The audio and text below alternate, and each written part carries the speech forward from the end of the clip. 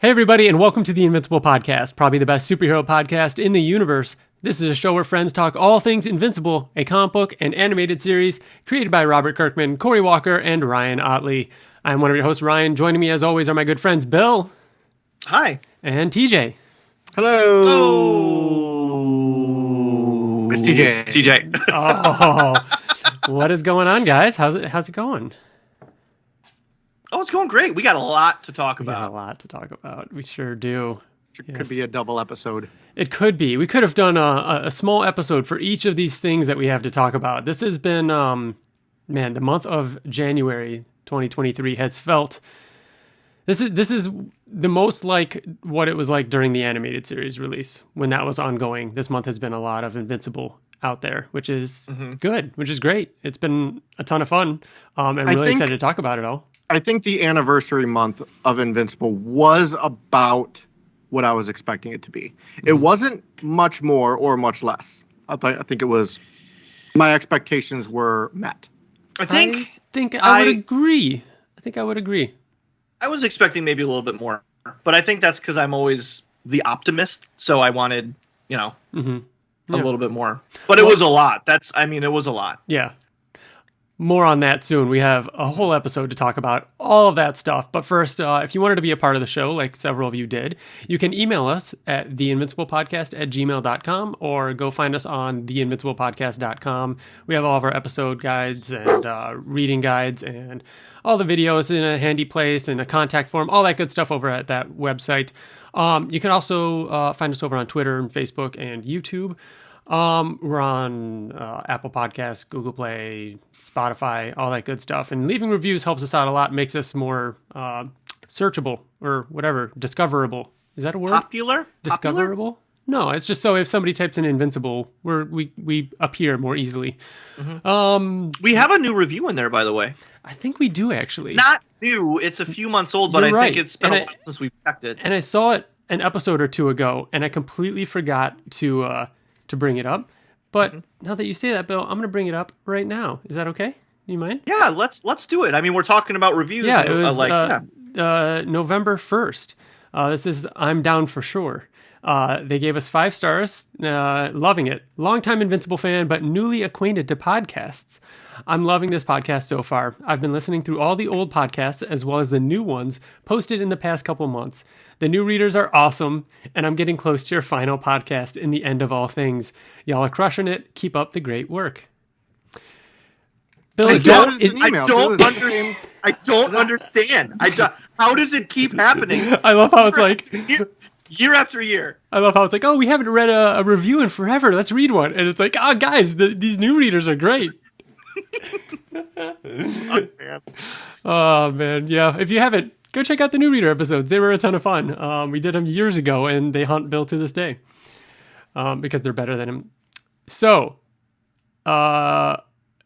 we also have full spoilers on this episode. We're going to be talking about all the new announcements and things that came out of the Invincible 20th anniversary, the trailer for for season 2 and all that kind of stuff. We are going to be talking about spoilers from the comic. So if you've stumbled onto this podcast or this video and you wanted to, and you only watched the show, be aware that we are going to be talking about things that happened in the comics that could potentially be spoiling the show. We don't know. We don't work on it. We're not affiliated. But just be aware. So go read the comic, then come back. Trust me, it's worth it. And then finally, we are also ChromaCast. We do a podcast all about the book Chroma by Lorenzo De Felici, and we just had our 3rd episode go live last week. Was it? Was it only last week? So it's out there. 3 episodes. Follow us on Twitter at ChromaCast. And the next episode and issue isn't coming out until April, so you have plenty of time to read these 3 issues. They are a little longer than your average comic book, so you get a little extra there. And it's man, we're not just saying this. Like, even if you just read it and you don't even have to listen to the podcast, just read these. I'm telling you. Imagine sitting down to have those 3. It's like having a trade paperback, 6 issues worth almost. I mean, that's a lot of stuff, and it's a lot of world, and it's amazing artwork, great story. It's an excellent comic book, and we obviously recommend it. So yeah, then finally, the last bit of housekeeping we got to do before we jump into the main topic and news, which are the same thing because damn, is picking a winner for our giveaway. We did an unboxing. You should go check it out. We did it for the Adam Eve and Robot action figures from Diamond Select. They sent us some extra ones and we wanted to give them away. So we're going to pick a winner right now on my phone. And you'll see it on the screen, but I am picking it on my phone. Let's see here. Make sure I'm recording my screen so I can put this in the video. And this was for anyone that was that had left a comment on that video. We left it up for like a month and a week or so, a little over a month. So anyone that went over there and left a comment is eligible to win. Took out all the duplicates, and this person is going to win both Robot and Adam Eve, and I will send them out. So here we go. We're gonna pick the winner. Hopefully nobody messages me while I do this.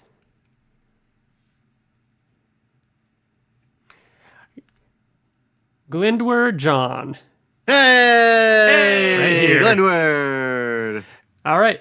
Their comment was, I have the Omni-Man and Mark, just waiting for the 11th and 30th for the others. Alan is the one I want the most. Who do you think 7 and 8 will be? All right. Well, I'm going to reach out to John and make sure he doesn't already have these two. And if he doesn't want them, we'll pick someone else next month. But nice. Congratulations, John. Congrats, dude. Congratulations. What do you think, 7 and 8? Jeez, we're not up to 7 and 8, are we? Mark, Omni-Man, Robot, Eve. Then we know, Alan, Duplicate, Monster Girl. Yeah. So Monster Girl is 7. We don't know 8 or 9. And we talked about that a bit on the unboxing video. But, man, really hope it's Rex. We're due for Rex and a villain. It's gonna be Art Rosenbaum. If it's going to be Steve. We're going to get an Art Rosenbaum, and we're going to get Steve before... Steve and Art. Steve and Art is going to be Series 4 before Explode. They're going to announce, like, all right, new figures from Season 2. Debbie. And still, Debbie. The disrespect. Conquest. He was in one shot. No Explode. Still no Explode. The utter disrespect. It's going to reach the point where it's like Destroyer, where it's like, no, you know what? I don't even want one anymore. TJ guy on the podcast wants him so bad. Yep. That we just can't do it. All right. So, you guys ready? Yeah, let's dig in. This is gonna seem crazy. Fall Guys. That happened within the last month. Since we recorded our last episode, they announced a Fall Guys collaboration. We did a stream. The three of us. Live stream. Yep. Live stream over on YouTube. The three of us jumped in with friends of the show, Wyatt and Mitch. Mitch kicked everyone's butt. Well, for the most part. He did really well, but... it wasn't he literally, funny. all he does, though, in life, like literally all he does. He eats food, I'm sure, because you need it to live. He sleeps probably occasionally, and then he plays Fall Guys. That's his whole existence. So yeah, we man, the video is still out there. Check it out. We'll include links and everything to that. But man, that was a ton of fun. It went way longer than we expected. It was like 3 hours. We had a ton of people coming in. Did a private lobby. We didn't just play with them. We played with a bunch of you and a bunch of listeners that joined in and played with us as well. It was so cool just seeing like Jose Rodriguez or Chris or just everyone that like listens to the podcast jump in and we had a good amount of people too, which is nice. It was a ton of fun. The Invincible costumes look great, and of course there were, almost everybody in there was sporting an Invincible costume, whether it was him or Mark or Eve. And it was a lot of fun. I liked that a lot. But speaking of putting something up on YouTube, this should have been in housekeeping, but we did trivia. So prior to all this stuff, or a lot of these announcements that we're about to get through, our good friend Wyatt Layne does the music for this podcast, also a co-host on ChromaCast, came all the way here to hang out with us, spend time with us over the weekend, visit the area, and from the other side of the world. Pretty much. And, we got to film some cool stuff, including the Invincible Trivia Returns video that is out there right now. which everyone should go check out. Once again, there's links in the description. I'll put a link up here. We had an absolute blast. That was so much fun. Like, TJ, well done. Like, seriously, like that was so much more than I expected. Like, the way the questions and the places that goes, like, it was a blast, man. It was the questions, the categories, the props, like the twist. Yeah. And like go watch it. I mean, it's over an hour long, but if you guys have the time, just do it in chunks because it's worth it. If you love Invincible, it's totally worth it. Play along. Because it goes places for sure. It's a lot of fun. It was so much fun.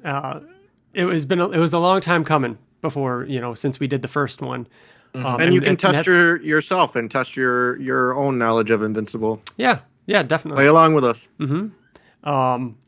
But yeah, we had been wanting to do that for a very long time, and we figured, hey, the 20th anniversary of Invincible, that was a good time to do it, and it just worked out really well. So, and hopefully we'll have more videos like that coming out soon. You know what? I just had an idea. I don't know if we should do it or not, and I do this a lot and put us on the spot. Should we talk offline? Maybe, but what if we do some sort of play along?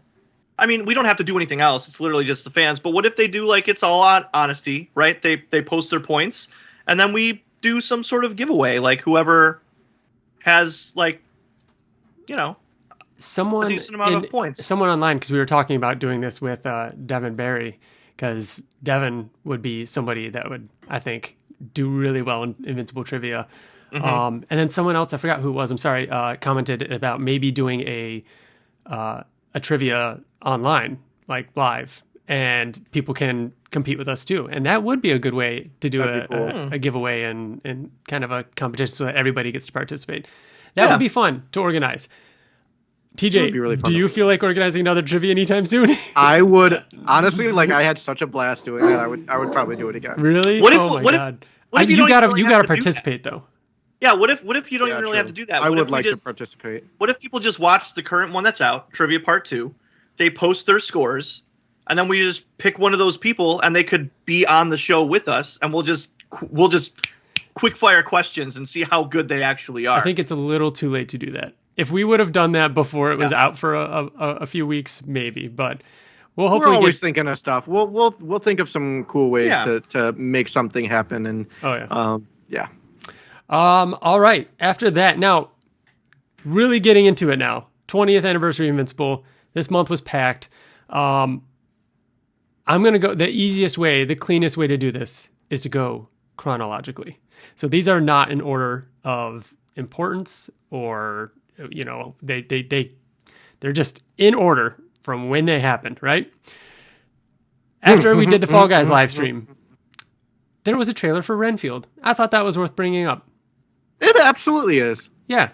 We spoke with Robert Kirkman, a year and a half ago or so, back when he was talking to us on Oblivion song. Yep, the finale. That was less than a year ago. Oh, wow. That was like May. Wow, crazy. And we talked a little bit about Renfield, and he told us, the premise that, it is about and this was all public, the assistant to Dracula. And there was still just nothing really out about that. What were your impressions of the trailer?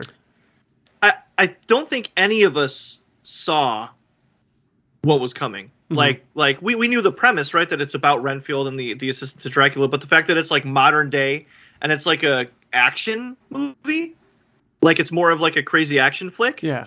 I was like surprised and I was like, oh, okay, cool. Cause it kind of surpassed my expectations of what it was going to be. Mm-hmm. I wasn't expecting it to be such a, like that much of a comedy. You know what I mean? Like I thought that it was, it looks like it's going to be serious and very like, I don't want to compare it to Scott Pilgrim, but because I don't think it's that goofy.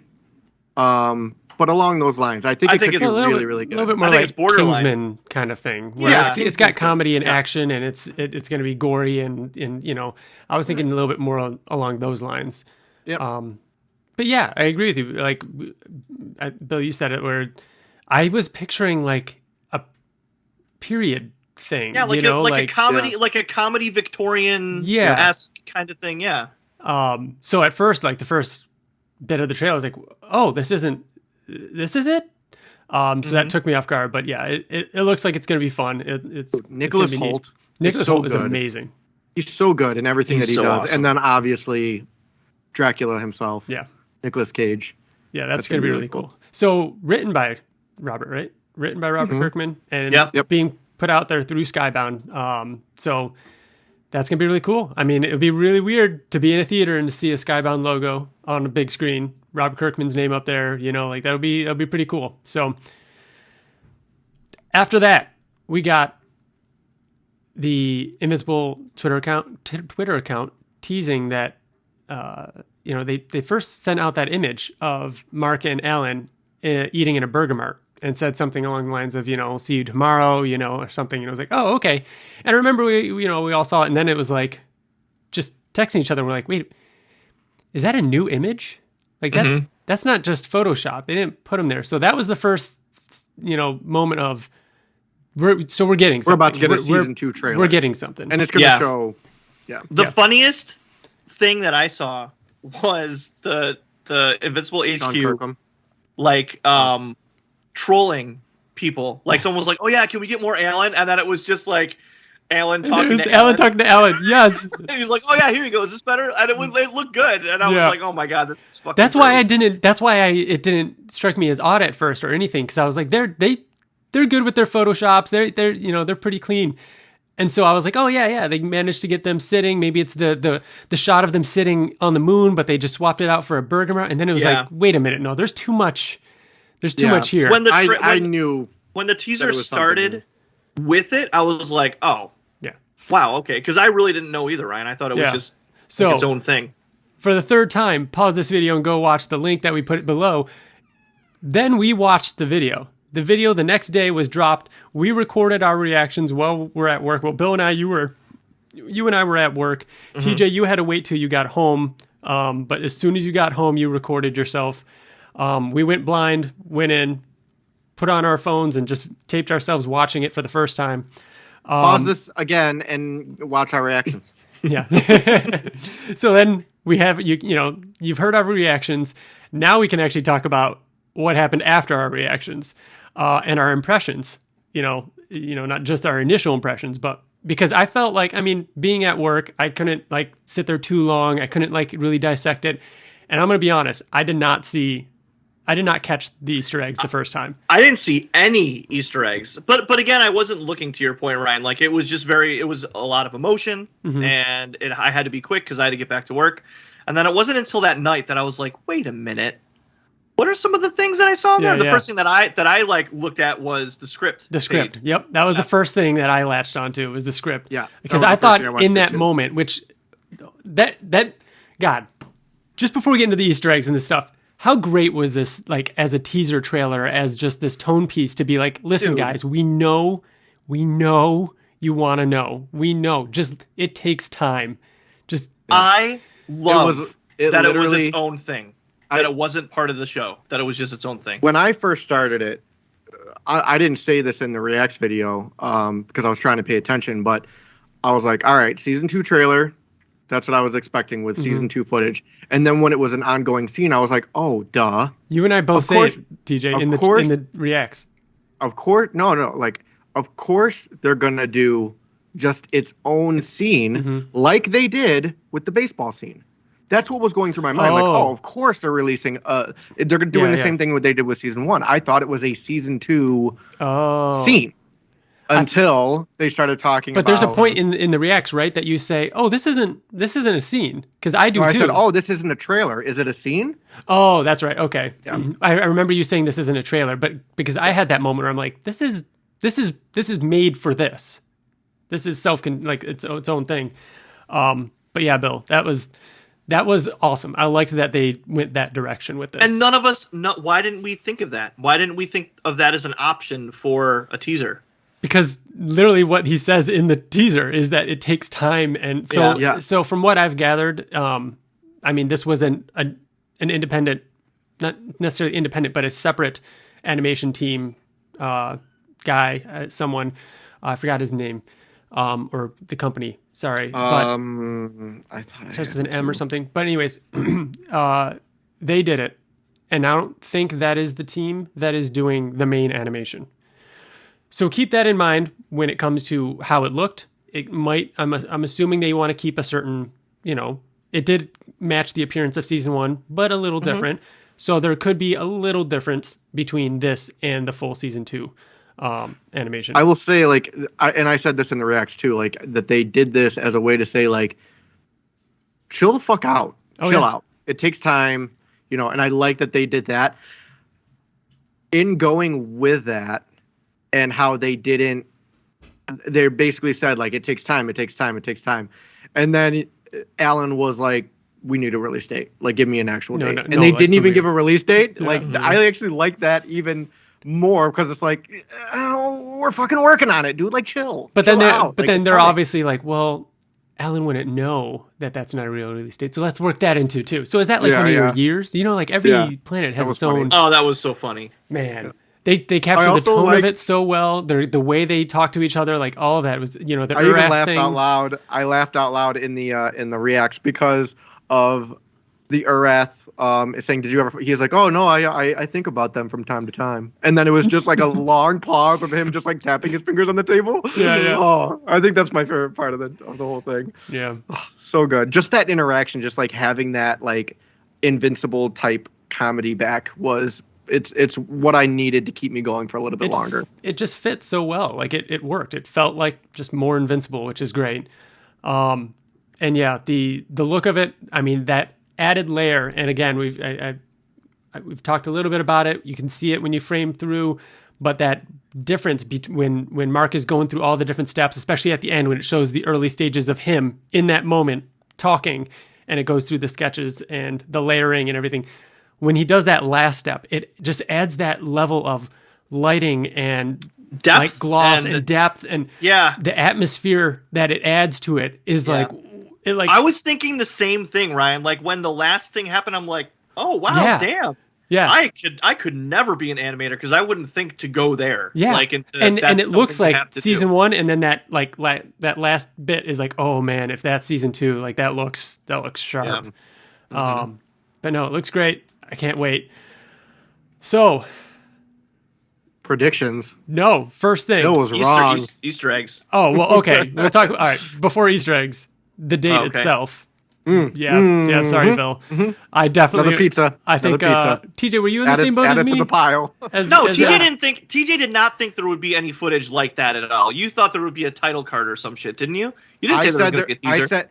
I said it's way too early to show any actual footage from season 2. That's what I said.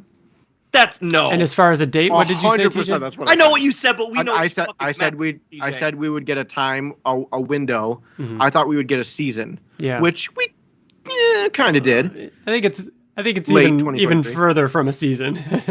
It is neither fall nor winter. It is just late.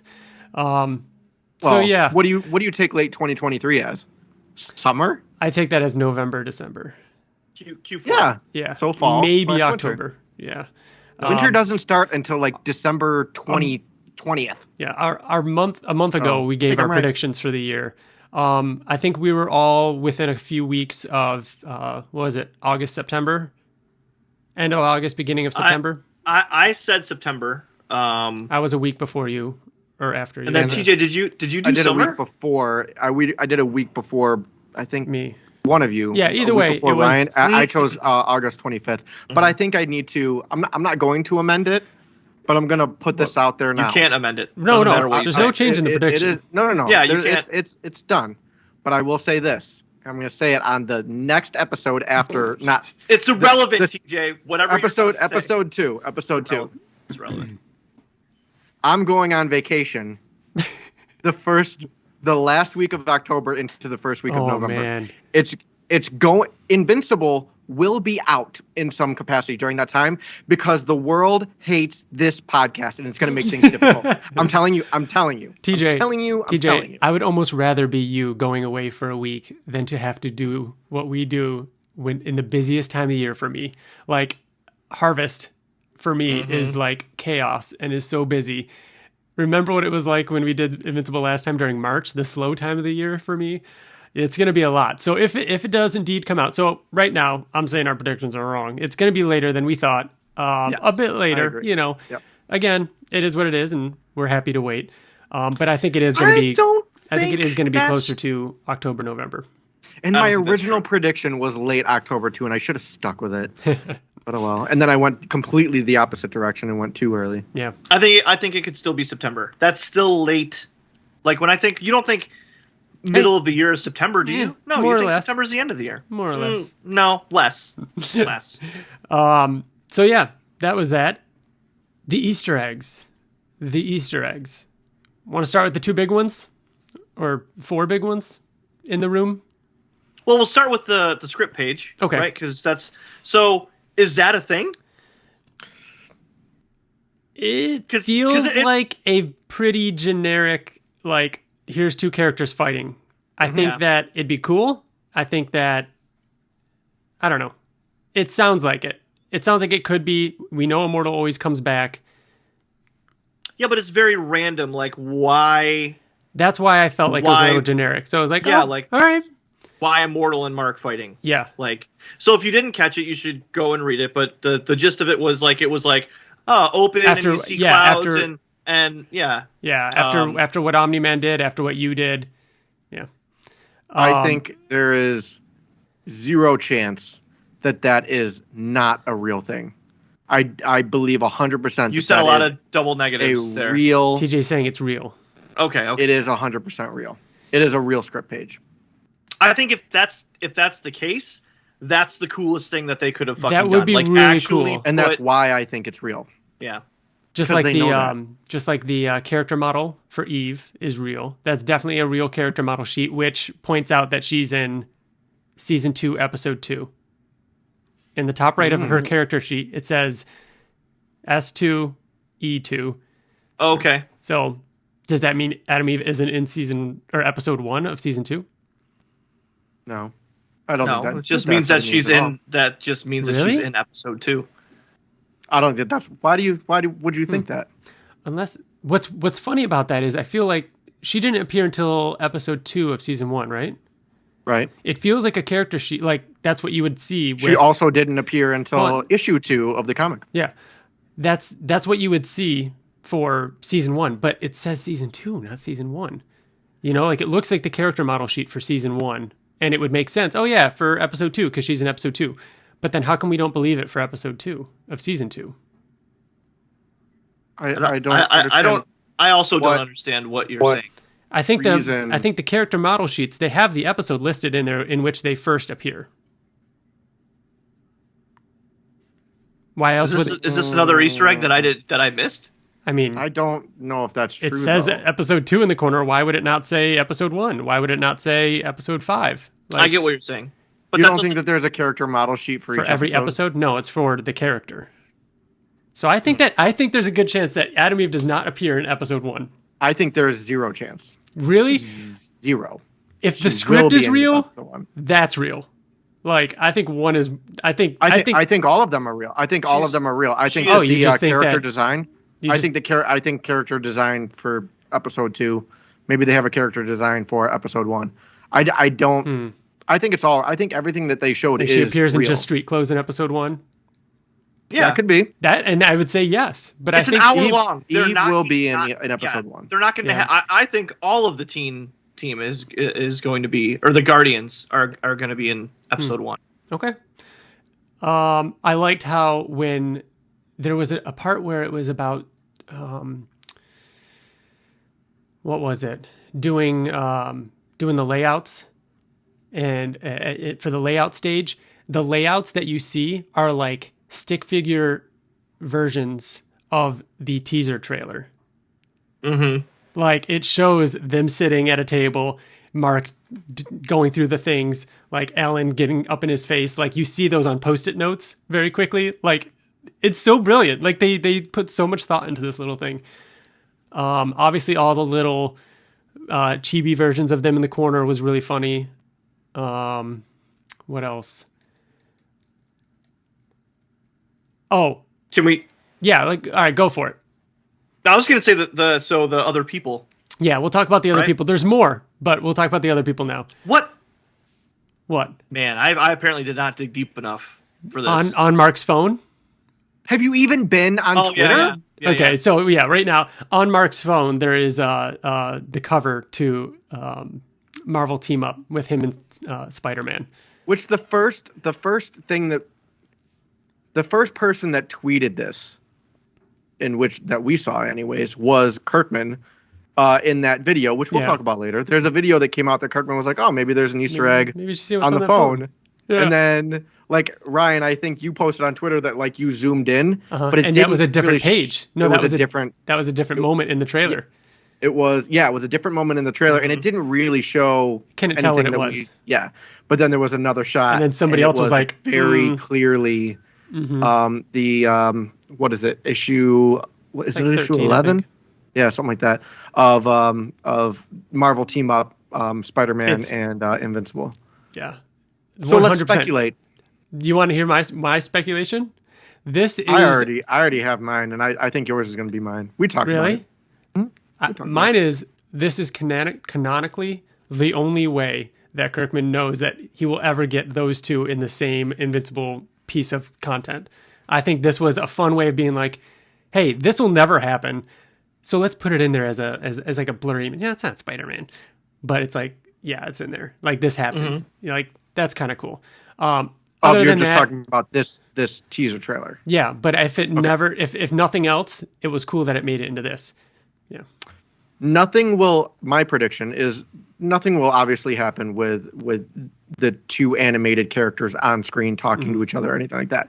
But I think this I agree with you, Ryan, with everything that you said, but other people could also take this as a tease for something that I think is going to happen, which is issue 33 of Invincible, where we're not going to get Spider-Man outright. We're not going to see Batman outright or Rick Grimes outright. But if he's going into other dimensions, whether this be in season 2 or in season 3, I think that we're going to see like webbing, or we're going to see something like that. He could be picking spider webs off of him, or even if he meets, I don't know, Tank Man, he could be like, you know what? I was just talking to this guy. It was like a spider. Like, never mind. Like, just like there could be a reference in the actual comic, like not in the team up, but in Invincible. Like he leaves the portal and there's web on him, and then the whole team up is you find out why. Yes. And then he says some stuff. I think that there's going to be the zombie, like they can do that all day. You know. It'd be cool if they did that. It'd be cool if they did that in the show, and then they did a I don't know, like a free comic book day re-release of that, and say, you want to find out what happened? Read this issue. I doubt. What if? It's just cool, so weird. We'll talk more about Marvel. We'll talk more about that later, though, TJ. Wait, I have something to say about that. Wait, I have a hot take. Because I'm trying to think of what other universes they could pull from, not specifically what we saw in the comic. Because they're on Amazon, so what if they do like The Boys? What if they do something animated with The Boys? Animated, the diabolical thing. That's what I'm saying. You could totally end up in the Boys universe. Right? What if they could? And then you could have like Homelander say something about like Omni-Man or something crazy like that. Like, bro, they're doing. I also think it would be cool if they did other teases without mentioning names, because Robert Kirkman told us about the difficulty with names, but just like showing. Like him going into another dimension and seeing Haunt, him going into another dimension and seeing like Destroyer, something like that. You know what I mean? Yeah, but again, Destroyer's a Marvel property. But like, yes, things true. without seeing them, yeah, maybe. Right. I could see something like Haunt, like, but then again, even if if Todd McFarlane's like, yeah, sure, does that mean the rights are in Amazon's hands? Like, I don't know about, but yes, it would be cool. I think it would be funnier and more relevant if they pulled from Amazon exclusives, because the people who are watching the show are also watching other Amazon Prime stuff. So it would be a fun little nod to that. I'm sure we're reading comic books. Yeah. So The Boys, what other exclusives? What other universes could he go to that are part of Amazon Prime? Oh, what's Vox Machina? Lord of the Rings? Not Vox. What's Vox? Isn't that Vox Machina? Is that what it's called? The Yes. Yeah, that's an animated show. That's a Prime one. Yeah.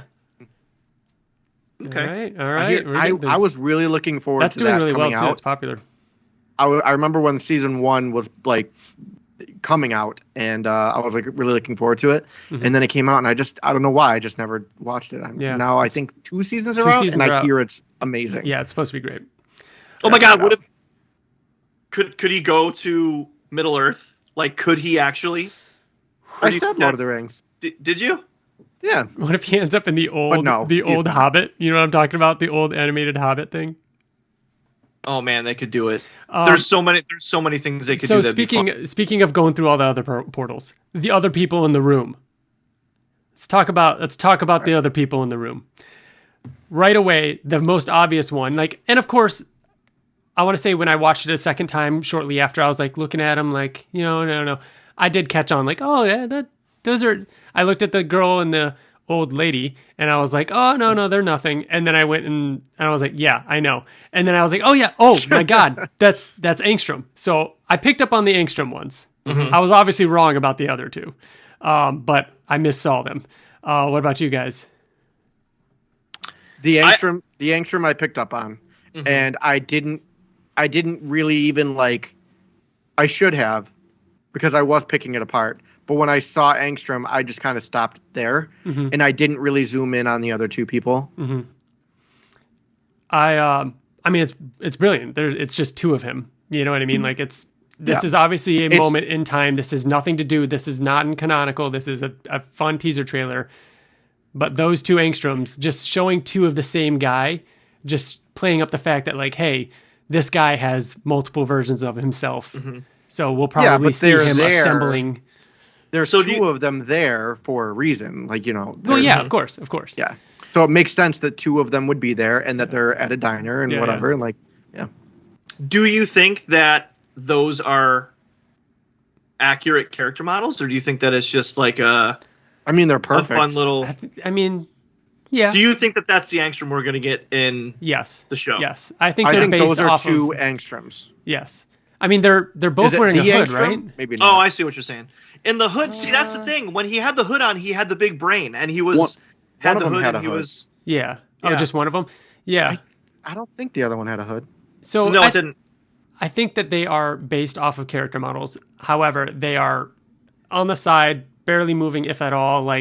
Different animation. Yeah, and it could be. Yeah, they weren't the focus animation, so they subject to change. However, the other two, I totally missaw the Doctor, because I know the Doctor as having crazy hair out here, and it was a little bit more sleek and a little bit longer looking and straight. So I was just like, oh yeah, it's just a little girl and her grandmother. And then I went on. Ryan? Yeah, the Doctor. The Doctor? Tell us who that is. Brandywaith? A lot of people may not know who they were, even if who that is, though they read it. Invincible. Yes, so you should have read. Well, I'm sure you've read Invincible Origins. It's in the back of hardcover volume 2, or in the Invincible back. Presents. I don't even know if they were calling it Invincible Presents at that point. I think it was just the Secret Origins is what it was called. And it was, I want to say issue 25. They did that little special thing in the back. And it was the origin of all these characters' powers. You got Monster Girl and Duplicate and everything. Really great stuff, especially the Monster Girl one. I hope we get to see that. Love it. All of it. So good. And you get to see this origin story for Adam Eve and how she was switched at birth and everything. And this story was greatly expanded on in Invincible Presents Adam Eve, and also Invincible Presents Adam Eve and Rexplode. Collected in a trade paperback, and so awesome. Such a good story. I mean, it really is. And so relevant to the main story. If you have questions, this came. If you have questions well, how did this happen? Read it. I consider it required reading. Absolutely required. Again, I get Universe and I understand that I'm the Rexplode guy, but there is very crucial. It's why it's a big part of why I love Rexplode is because of this side story. Yeah, the page right there. There's a page right behind it. Page from the comic. Yeah, the best page in my opinion. Yeah. So yes, the Doctor looked a little different to me. I didn't recognize him at first, but that is the Doctor and a young Adam Eve. It has to. It be. Is. No, it is. Listen. Anyone who's questioning it, come.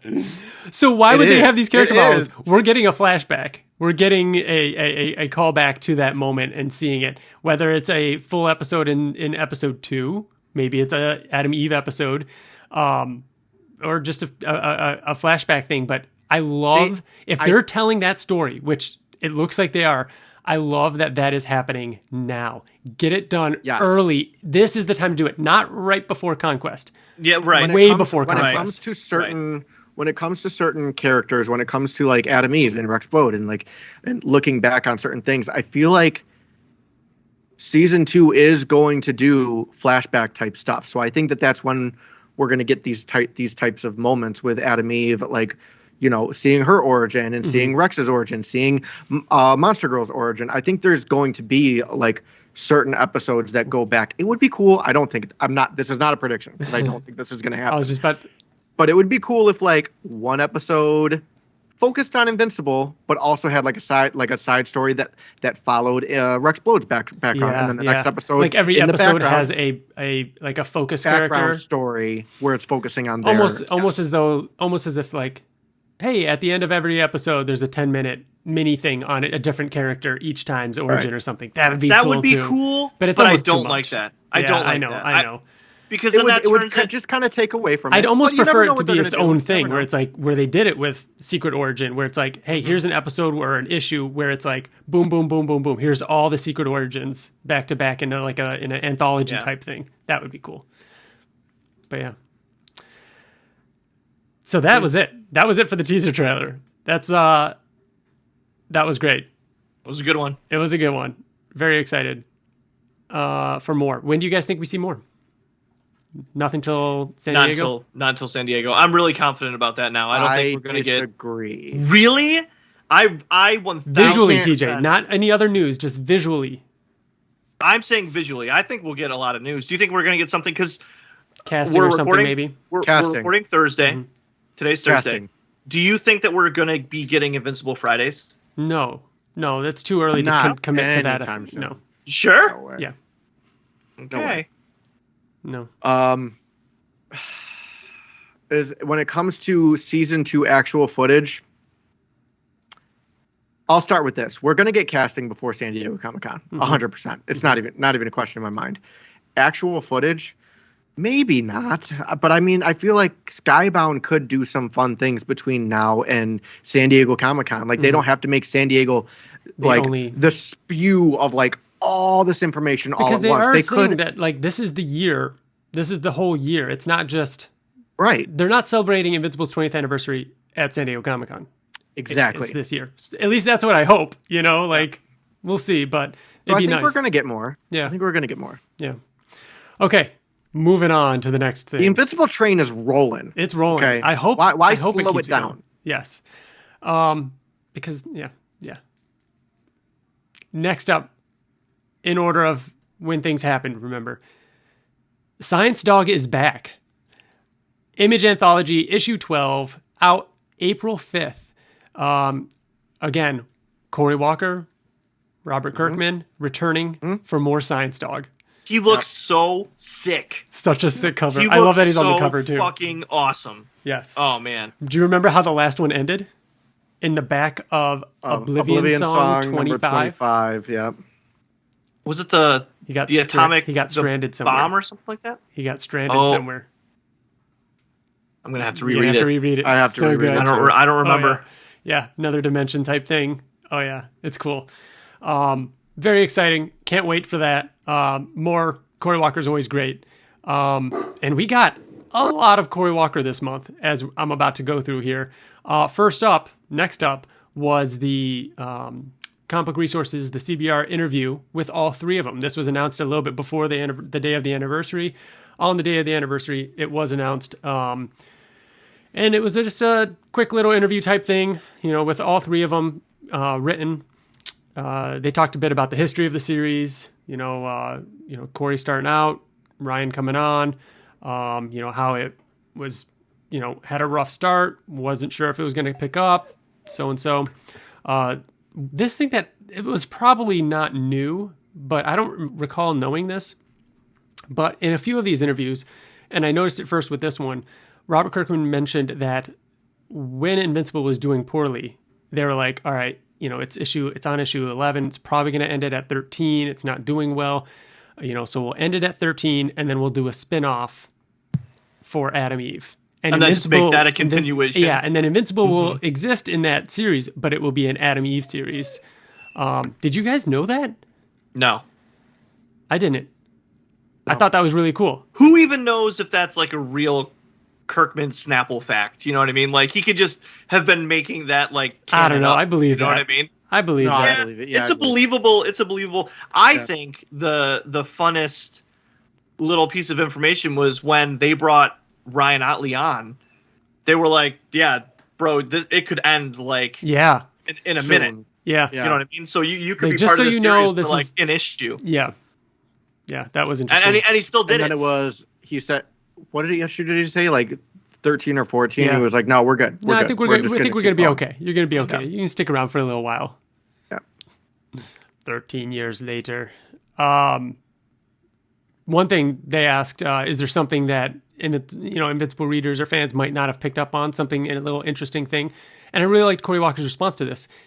He said, if you look at issue 132, and I just love that he like pulls out an issue number, because like issue 132, when Tara kicks Thrag, he made it so that it affects him, like he moves a little, and it was just this subtle thing that you might not have picked up on, and I thought that was really cool. I think it was cool in general because we've met both Kirkman and Ottley. We've read and listened to a bunch of stuff with them, but we've never actually heard from the voice of Cory Walker, and it was really cool to see him. He doesn't do things like that. Yeah, he doesn't do anything. So, and it was really awesome to like just see him talk. Like literally, I was mostly excited about him being a part of that whole thing. Right. Same. Yep. Yeah. I wish he were on screen doing things like that more. He seems like a funny person. He seemed like, I don't know. Yeah. Like especially he seems like the yang to Kirkman's yang. Like he seems like the complete absolute like opposite of him. Yeah. And so, you know what? This is a later thing. A much later thing in the history of this. But man, that Instagram story or that Instagram video. So there is a video posted on Instagram, just a quick clip thing of them playing Fall Guys with the Invincible outfits, and it like starts with them all like saying in unison, "We're playing Fall Guys," and it's like super cheesy, and it's them fucking up and not doing a good job at it because it's Fall Guys and it's that kind of game.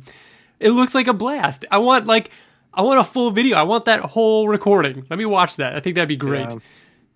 But yeah, I thought they were going to release it. They probably got kicked out of every the first round. They never made it past the first round. Never. Yeah.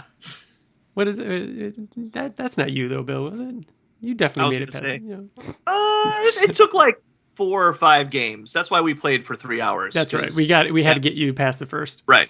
Also in that CBR interview, Kirkman brought up that there will be future episodes of the show that are wholly original and written by Kirkman. So as in wholly original, as in not HOLY. Wholly original? There's your hint right there. Oh, shit. But not from the comic. They're original stories, not from the comic, written by Kirkman. So we're getting he talked before there was even an animated show, before anybody was even discussing Invincible in any type of other media. Kirkman mentioned, like, someone asked him if there's anything in the show that he ever wanted to do that he never got to do, and he said, was it us that asked him? Actually, no, maybe it wasn't. I don't know. It's been brought up a few times.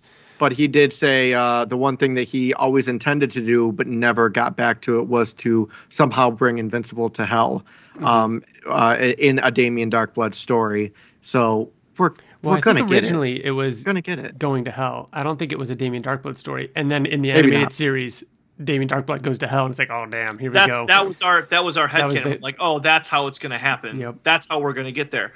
What if we get the first time, because I think we're going to see Telescria. Do you guys think we're going to see Telescria in season 2?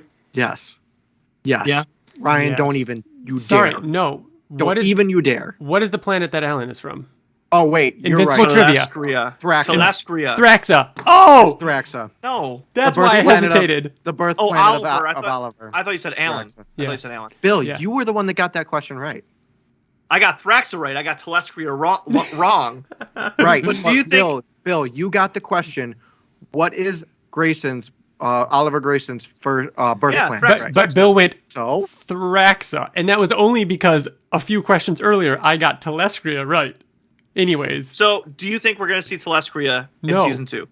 No, we're gonna see Thraxa. Will we see Thraxa? Yes. Definitely. Here's my idea, because you said that Kirkman said that there's going to be like wholly original ideas, and I think that we have an impact on Robert Kirkman and Corey Walker, and I think that he's going to expound upon that hobo alien. Expound is a word, Ryan.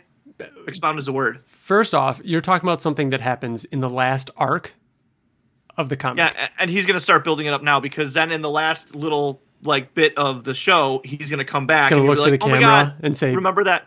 Remember me, Bill?" Yeah. We don't know how many episodes season 2 is yet, do we? It wasn't announced or anything. Do we not know? Didn't somebody say that it was 8 again? I don't know. I think we just assumed. I swear, I think it's safe to assume, but yeah. TJ, expound is a verb. Present or explain systematically in detail. It's a word that no one uses. So then, after that, we got a video of the three of them, once again, together, doing a reactions to the teaser trailer.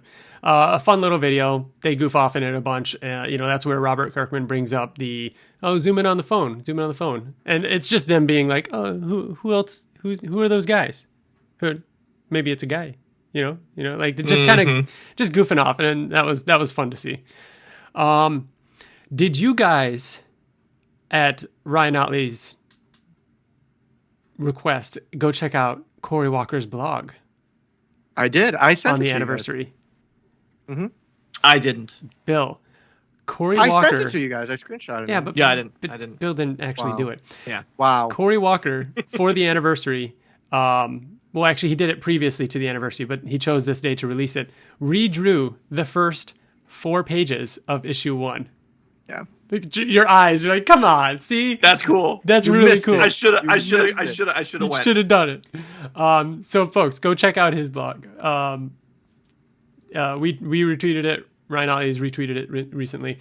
It was pretty cool seeing those first 4 pages redrawn again. It is really neat. I think that would have been pretty cool. I think that would have been a neat thing to see collected.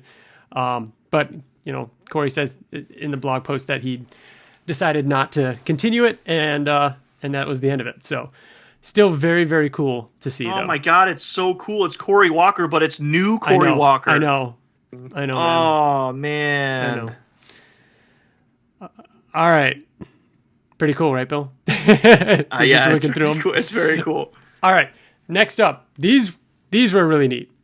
Comicbook.com posted 2 articles, at the same time, because they had a chat with Robert Kirkman, and they pulled these 2 quotes out and made them pretty much entire articles. I'm going to read the first one in regards to the Invincible movie. Robert Kirkman says, "We're very much still working on that." Kirkman says of the live-action movie, "Sometimes movies take a little bit longer. I think it's safe to say, if anything, the show has just helped that immensely.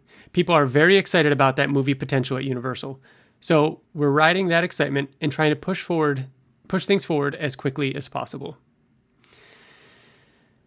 All right, guys. I don't. What do you got to say? Even talking about it. To me, it's the same. It's the same thing we've been hearing. I think it's a step above the same thing we've been hearing, which the same thing we've been hearing was the absolute max I expected. So by definition, this is... You got a little more. You got a little more. Okay. I'm just saying. All right. I'm just saying. I'm not thinking anything. I'm just saying he said it, not me.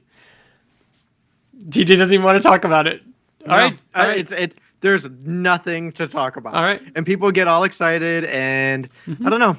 I think I feel like I get why Kirkman is touching on it, because if I were him, I'd feel like I'd need to at least say something every like year or so, just like to get it out of there, get it out of the way. It's January. We talked about it. Mm-hmm. It's out there. Yeah. It's coming eventually. Mm-hmm. But I don't think, and I think this confirms it, that it's at any place to even have an inkling of anything that's. I don't think that anybody is currently actively working on the Invincible movie in any capacity, literally any capacity.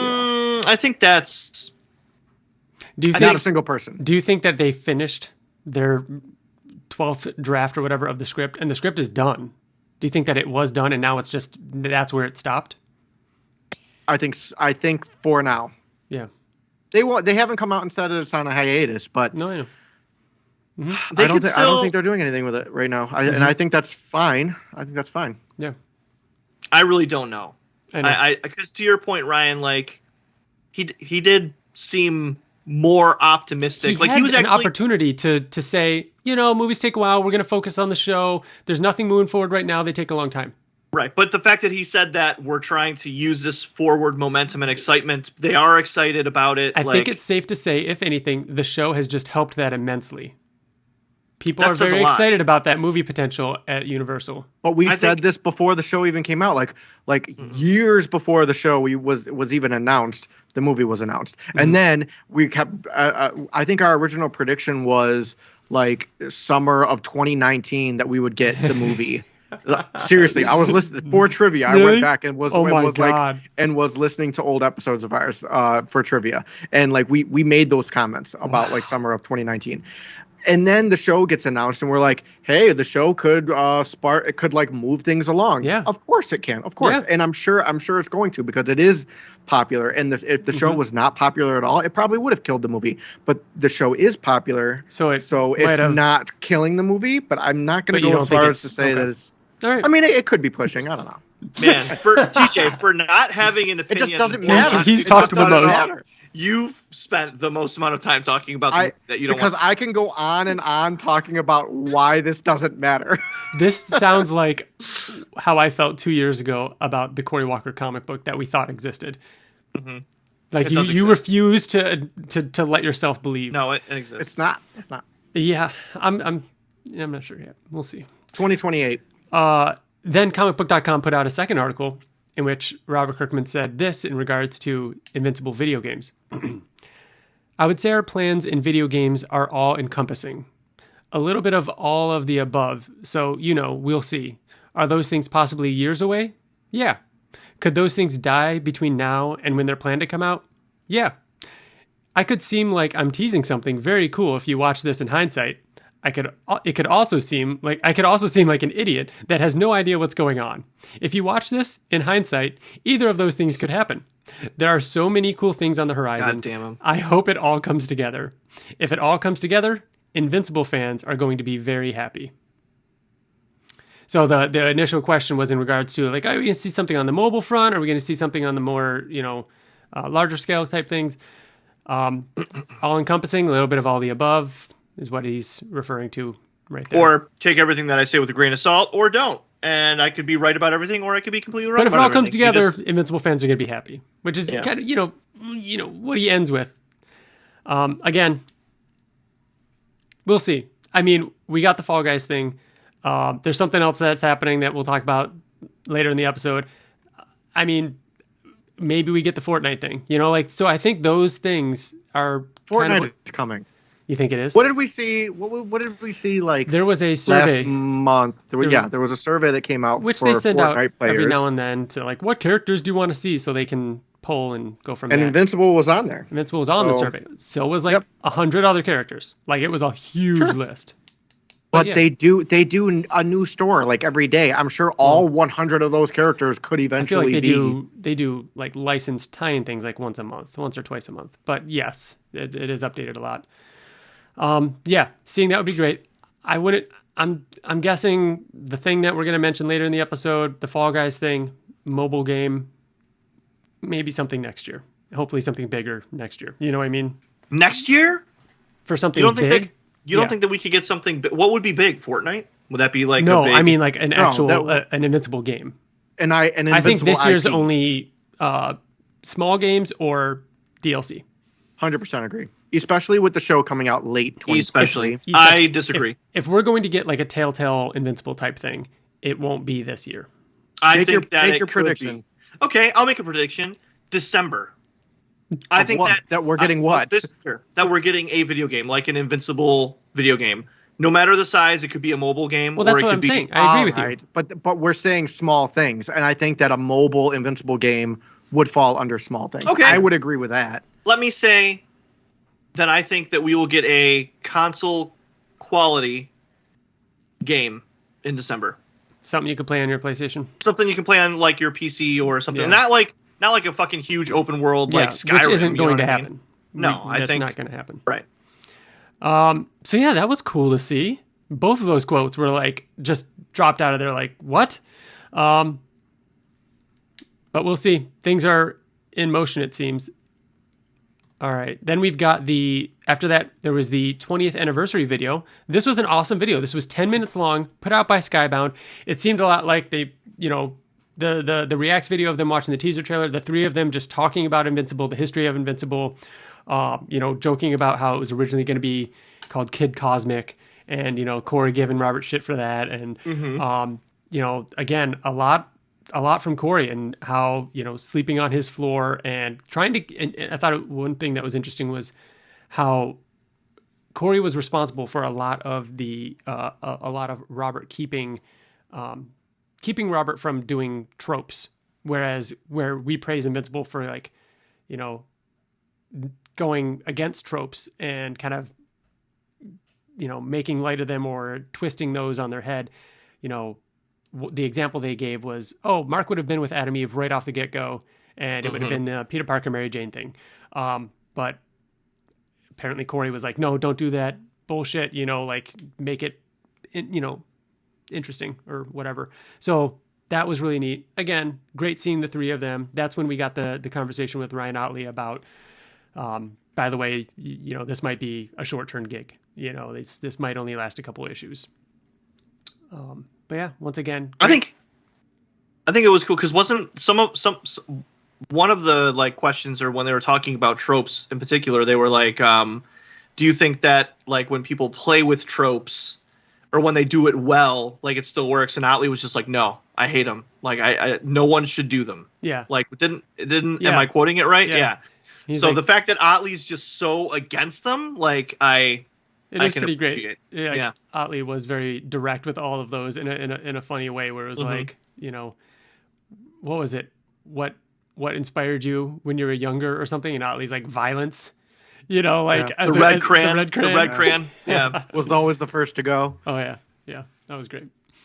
After that, there was I was going to grab it. The facsimile edition and the Invincible Undeluxe and the Invincible Compendium were released. Did either of you get any of those? I did not get anything. I got the issues. I got the re-release of issue 1, not the black and white one. I didn't get that facsimile one yet. Yeah. I didn't get the black and white one yet. Nice. But the compendium. Even Ottley posted on Twitter that there is a rare variant cover to the hardcover compendium. Mm-hmm. So they released a hardcover compendium, and which is brand new. It's a brand new one. And then they released another one that they only made 100 copies. And Ottley said that he'd be super impressed with anybody that was able to get their hands on the variant cover. Mm-hmm. And it's so gorgeous. Oh, you did get it in already? It's so heavy and awesome, and I love it. It's so beautiful. How cool it is. Oh, that looks great. How does it feel to... This is layered. This has a feel to it. The back looks great. TJ it's indented. So much fucking money that just... disposable income. Disposable. So cool. I ordered this a month ago. I feel like these take a little longer, but it came pretty quickly. That did come really quick. Wow. I mean, it was less than a month. I thought it was pre-orders when that went out. Yeah, you're right. No. It was a week and a half ago, I feel like. Was it? Yeah, it was not long ago at all. That's pretty cool. Yeah, it's very, very nice. Very well made. Mm-hmm. Yeah. Yeah, the Undeluxe was cool. It's getting to see the original script in the back, like the original notes that he jotted down for the first issue and his commentary on those. That was the highlight of that. He did a little blurb in the back where he wrote about what it's like for the first issue to come out all this time later. Seeing them in black and white like he did back when it was just, handling them in the house where Corey was drawing them. One interesting that he brought up in the in that letters kind of column in the back was that, what was it? Shoot, it was that Robert Kirkman went in on like old school Photoshop and filled in, like they didn't get the first issue inked. Robert Kirkman inked it in Photoshop, which is just crazy. Like, so that was really cool. But yeah. It was neat getting to see those, getting to see the facsimile edition, have them have that available for folks who wanted to pick up the first issue and hold the first issue and see like the ads in the back and everything the way it was printed without having to, handle an issue 1 that's out there. Mm-hmm. So yeah, that happened. And then after that, there was a Screen Rant article over on screenrant.com. In that article, it was interesting. They asked Robert Kirkman more about Marvel Team Up, which we already talked a little bit about in this episode. And TJ, you had mentioned like, what it would take to get Marvel and Image to do that kind of thing. And Robert Kirkman talks at length about how that happened. So check out that Screen Rant article. He talks about how that just like, he just like stumbled into that and it was like, yeah, like go ahead, do it. You can do it. Like, go ahead and use that character, which is something that you'd think today would never, ever happen. So it was kind of a perfect storm for that to work out and we get that issue. So that was pretty cool. And again, in that article, Robert Kirkman says, there's a quote, "There are some really cool stuff with Invincible on the video game side that people will hear more about as time progresses." Again, a lot talking about video games. That was one thing that I was surprised about, like the amount of times that video games were mentioned. That was really cool. That was really cool. Yeah. It's very exciting. Things are going to happen. Yep. The sketched article was very good. TJ, I don't know if you guys got to read the sketched article. I don't think I read that one. Definitely check that one out. It's a little bit longer, but it's one of the best articles, if not the best interviews that I've ever read. Is that the one I sent to? You might have sent that one over to us. I did, yeah. I read that one. That was good. Yes, it was so good. It was good. They start off talking about like how much time has passed since the first issue of Invincible and how crazy that is. They talk about how Invincible is all about family and growing up, and Robert Kirkman taking those life lessons and growing up with the comic and all those kind of things and aging up the comic. And they mention tropes again in that and, subverting those expectations and changing up that. One thing that was interesting about that article was also talking about when Robert Kirkman decided to end Invincible. And this is something that we heard back around when it was announced, the ending and his decision to end it and everything. But it was interesting hearing him talk about it now that it's been a few years. And he originally started doing the ending as a writing practice for himself. Like, hey, how would I end this? What would I do? And started kind of like coming up with how it would end, and then slowly working his way there. And then it reached a point where he was like, this would be a good ending. And then right around that time was when Ryan Ottley approached him and was like, "Hey man, am I going to be doing this for the rest of my life?" Yeah, just them on Telestria. Yeah, there just wasn't a lot of action going on around that time of that conversation. And he talked about us about that, and he wanted to do other things. He wanted to draw other stuff, and so they were like, "You know what? It's kismet. It just happened that this is meant to be," and so that's how the end became. That reminds me of something we didn't talk about before, about how it was one of the videos that they had released. Mm-hmm. There was an after credit scene of an old video of Kirkman talking like, I think it was like 2007 or something, and where he's talking about Invincible. Yeah. And he's like, my hope for the comic is that it's going to continue on forever, that somebody else takes it and messes it up long after I'm dead. Yeah. Like joking about it. It was a video from like 2003 or 4. Yeah, that's old. Yeah, it was super old. I thought it was 2007, but it was super, super old. But yeah, talking about that, and then Robert it ended Kirkman's with listening him. to this. Guys, shut up! It wasn't that old. This video was so old. Like, no, it wasn't. We were graduating. We were out of high school. But yeah, it's. What does that say about us? Like, what does that prove? That we're young? No, it wasn't that old. I'm saying that that we are just as old, if not, not far behind. I'm so old. Yeah. We were just talking before we started recording about how old we feel. These are coming in. Then I pulled this quote out from the sketched article, and I wanted to read this one to you guys. David asks, I'm not saying you're going to go back, but do you ever look back at that ending and think, maybe Ryan's not busy right now. Maybe he's rested up. Maybe we could do this again. And Robert Kirkman said, I mean, I never felt that more than when I was writing that final issue. So every day since I finished writing the final issue, I feel that urge less and less. But while I was writing the final issue, I was writing plots down for future issues because I was like, oh yeah, this could lead to this, and then this would happen, and then this could happen.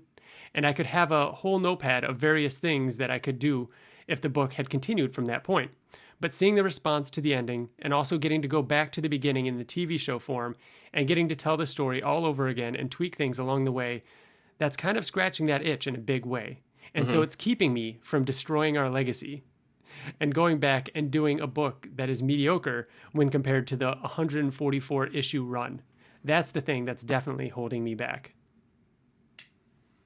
I think we've talked about it too, where he could put things that he wanted to do after, or like those side things, into the show, and also scratch that itch. How do you feel about that right now, where you guys are at?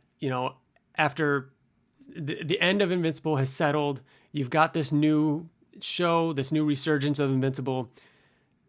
Do you want him to continue, or would you be Invincible? Yes, Invincible 145. No. Like, do you? No, he doesn't need to, because literally all the notes that he wrote down of where it could go, he did it in the comic. And I'm sure he had other ideas too, but he ended Mark Grayson's story in a perfect way. I mean, he did all these different things of, hey, the world goes on, and this is what happens with this, and this is how Battlebeast's story kind of continues, and this is how Angstrom Levy's story kind of continues. Yeah, it's like Tara's story, Adam Eve's story, like, sure. But if there are other, I mean, facets, like they could do a side story. I mean, we got Battlebeast Skybound X, you know what I mean? So, and that ended to where in a way that we're expecting to potentially get more. But they could continue other characters for sure. I think that's the thing. Like, I am 1000% on board for spin-offs, even spin-offs that might have happened towards the end of Invincible, but I don't think anything can touch really Mark or anything near what he went through in the last few pages of that issue, because it's like you can't tamper with the ending. You can't touch that. Mark Grayson's story is done, and I don't need anything else. I don't really want anything else because I got everything I needed. I wouldn't say that, like, if Kirkman was like, "Oh, I'm going to come back to the comic," I would be fucking thrilled. Like, I would want that over not getting it. Well, because we trust that, but he cares as much as we do, if not more. But if if Mark was a side character and it never touched on like what we saw, I would be ecstatic. Like, it would still be amazing. To your point, I think one of you guys said it, like, just focus on all those side stories. I just think it would be difficult. I feel like it would be difficult to bring back Mark Grayson's story, even if I'll tell you why. Even if it left off or picked up right where it left off, like 500 years, whatever, and then they continued it, because as it's coming out, one of two things is going to happen. They're going to bring him back to kill him, or if they don't kill him, I feel like it would be like, well, what was this for? You know what I mean? How do you get a better ending? Right. What do you mean? What was this for? Like Robert Kirkman is bringing Mark Grayson's story back to give him a death, right? The death of Invincible. And if that doesn't happen, then it's like, well, why bring him back just to tell like another story when it was literally all a culmination. I don't need like another like mini series to like end his story. So you guys wouldn't want to see Tara in her 40s, right? So she's probably Nolan's age, right? Like imagine her as like she's 1,500 years old or 2,000 years old, and Mark is Nolan's age, like grayed out a little bit, like more than what he was. Like you wouldn't want to see like a fucking old. I think ass the Mark, only way like, I want to see an old Mark, and I'm kind of going through this in my head, and it's subject to change, would be like a Tara story like that. And you don't see Mark until the last issue. And that's what I'm saying. It's like a page. Yeah. And that takes place. Bill, that's not continuing Mark Grayson's story. That's Tara's story. And that would take place and Mark before, is in it. That would take place before the final page of 144. Mark would be in it like Nolan was in Invincible.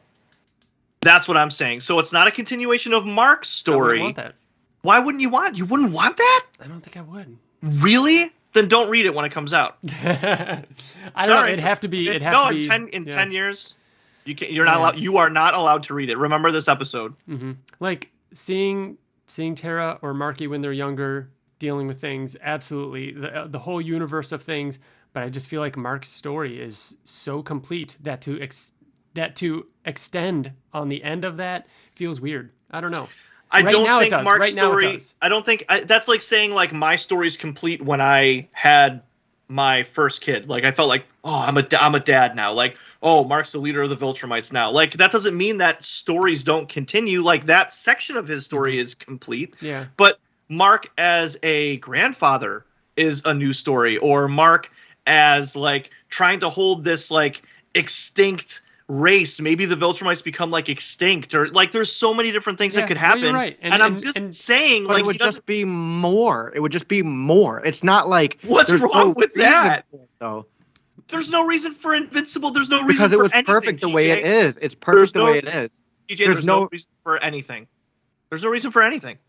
It was literally like Kirkman is not going to do another 144 page story of Invincible, or even Tara with like Invincible peeking in like, here you go, like, remember me, I'm from the original story throughout the entire series. If it's like 2-issue whatever, if it's just Tara, all right, but I don't need that, or I don't it doesn't matter to me. But what you're saying that you want from a Tara story is not what that started this whole conversation. I said continuing Mark Grayson's story. You're saying, oh, well, we can continue Mark's story by having him in like one tiny panel, like in the background of a Tara story. No, that's continuing Tara's story. That's not continuing Mark Grayson's story. I'm not saying that he would. I'm saying that he would be in a Tara story as often as Nolan is in Invincible. Like he's still like a reoccurring character, and he's still a part of her life. But Kirkman's not going to do that. I don't think. I think Kirkman agrees with Ryan, and I don't think it's needed, and it was already done. It wasn't already done. It's already done. No. Mark Grayson's story is over. Yeah. And it was perfect. I think that things could change, but as of right now, and Kirkman says like it's not likely. I don't think that's happening. Mm-hmm. But yeah. We'll see. After that, we got the Comics Vault Live happened. There is a really incredible. I thought it was going to be here. I think it's tomorrow. Looking at tracking the Piccolo variant. Artist that I really like his work. He does really awesome Teen Titans stuff, and he did some really great Invincible stuff right around the show. Some great artwork of our good friend. Every time I've seen this artist over the years, I always thought about our good friend Jen Drozniak, because that is her favorite artist, and that's the first time I ever really saw him, or before he released years ago, years ago, like what you were saying, Ryan, around the animated show premiere of like Invincible and Adam Eve at the laundromat, I think. Yes. Yeah. So But yeah, they're really cool covers. It's them at Burger Mart. There's a normal cover, and there's like a variant foil cover, or not variant, a foil cover that's like just I think the Burger Mart sign, and like certain pieces are spot foil. It's spot gloss, or spot gloss but foil. Yeah, it looks really great. Excited to get that one. Mm-hmm. Then after that was the Instagram video of them playing Fall Guys, which was hilarious. All right,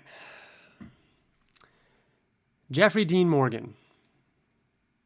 Conquest. That's all it is. Did we not? That's it. This is another one of those actors where we had to have talked about it. Oh yeah, they're getting a lot of the Invincible cast to do voices. I don't remember predicting him for anybody. I do. Did we? Yes. We said his name before. Okay. We did. When I honest to God, I feel like when we did fan casting like 3 years ago when we were talking about it, one of the many times, I feel like he came up when I was like, oh, Ed Harris would be amazing as Cecil. And someone said Jeffrey Dean Morgan, obviously, because he's like in The Walking Dead. Yeah. So what do you guys think? What are your theories for it? I know we talked a little bit about it in chat, but I didn't say anything because I wanted to save some stuff for the podcast because you guys were talking all about it. And I didn't really pay attention too much to what you guys were saying because I wanted to save it. Bill, you think he's voicing Conquest? I would put... I'm done having kids, so they're not that important to me, but I would put both my left and my right testicle on the line and say that he's Conquest. That's so how just to confirm, are you putting them on the line right now? I'm saying, yeah, I would. Okay. What about you, TJ? I mean, it's so painstakingly obvious that he would be playing Conquest that I hope that that's not the case. He's not going to be Thrag. Because no, I'm not saying that. I'm just saying it's so obvious that he would be Conquest. Like everybody in the world is saying, well, so I don't think we said people probably have no idea what we're talking about because we never actually said what we're talking about. So Jeffrey Dean Morgan posted on Twitter a picture of him reading volumes 2 and 3 of Invincible. And then Invincible compendiums. Compendium 2 and 3. Compendium 2 and 3. Thank you. Not Compendium 1 was not in the picture. So I have a lot. But go ahead, finish. But that's what I'm saying. That's like what I'm getting to is 2 and 3, which means that like. I mean, we know that the first season ended around 30 to 50-ish. There were some things that led into 50, whatnot, right? So the idea is that he's playing Conquest because he had 2 and 3 there, right? Compendiums 2 and 3. And he said, something along the lines of Robert Kirkman's got me reading like new reading material or something like that, right? Invincible HQ retweeted it, and then everyone's been speculating. Yes, obviously the obvious is that he's voicing Conquest. But I don't know. I kind of secretly hope that it's a John Hamm, Steve situation. Yeah. Because it's so obvious. All right.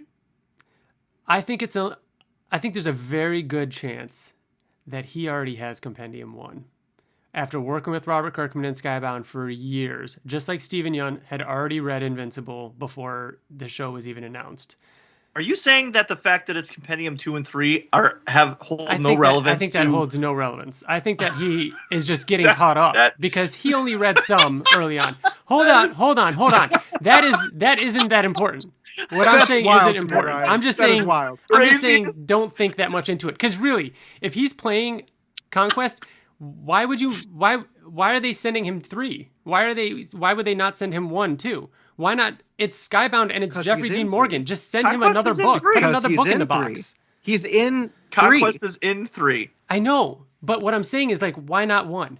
Why are they saving money by not sending Jeffrey Dean Morgan volume 1? Ryan, literally because they're teasing that he's Conquest. That's what I was getting at. Way. It's 2 and 3 because he's Conquest, and it's so obvious that the reason why he's only holding 2 and 3 is that is Conquest. That I hope it's not because it's that. I don't obvious. Think that was a staged photo to tease that he's Conquest. I think that it was It wasn't to show like, hey, I'm absolutely Conquest. Sure, and he could be Thrag too. I don't think that was a final stamp, but there is a reason it was calculated as to why it's only 2 and 3. Both? I said dinosaurs too as a joke. I'm just saying, thread. Like the fact that it's 2 and Ryan, 3 is like everything you're saying. Yeah, for sure. Everything you're saying is 100% accurate, and I'm not. Yeah. But what I am disagreeing with is that it was just a fluke that it was 2 and 3. It was 2 and 3 for a reason. I don't know. I think also. All right. So I think that it's very likely that he's Conquest or Thrag.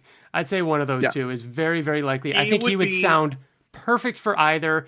Even Conquest, going a little bit deeper, I think he would sound awesome. No, he Thrag is more like. I think Conquest would be better. Elegant. Yeah. Yes. Yeah. I think that but Thrag I think is a little bit more elegant and kind of bougie, if you will. Where at like upper class, right? And while Conquest is just like, you could almost just have him sound like Negan, how he is in the show, like very kind of laid back and like matter of factly, less of a southern accent and offensive. Yeah, minus the southern accent.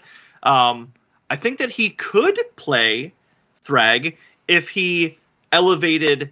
I'm saying we're saying dialogue a little bit. But yes, Conquest, I think I would prefer. Yeah. I'm putting it out there. When was the last time we saw a photo like this? TJ. When was the last time we saw a photo like this? Chris Pratt. Chris Pratt. I'm just putting this out there. I'm putting it out there in the universe. You guys can take it what you will.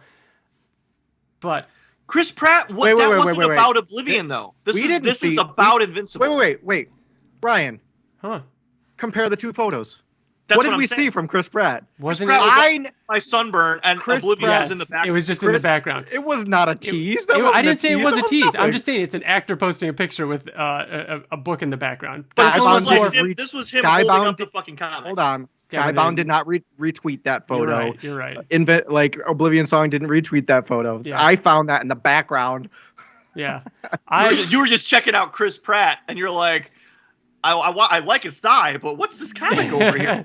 I mean, what? Not gonna deny it. Do you guys think that he would play a good Omni-Man? A good Nolan live action? Who? What? Do you think Jeffrey Dean Morgan could play a live action Nolan? What? Are we talking about the movie again? Yes. Why are we doing this? All right, stopwatch started. Go ahead, TJ. Tell us why he can't. I don't think it'd be that bad. I don't think it'd be that bad. I don't disagree. I think it's more likely that it's for voice acting, though. Yes. Yeah. I agree. All right. After that, and I think this was everything that has happened up to this episode releasing.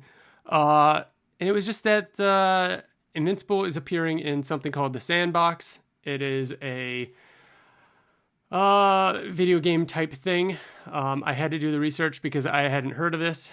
I will read what it says online. The Sandbox Metaverse is a virtual world launched by Pixowl in 2011 that allows players in-game to build, purchase, and trade digital assets. Character customization, land, embellishments, and other items are all available through the Skybox Marketplace. It is a virtual world where players build, own, and monetize their gaming experience with the Ethereum blockchain. It is a decentralized NFT gaming metaverse. None of that made any sense to me at all. Yeah. So if it makes sense to you, if this is for you, go get them.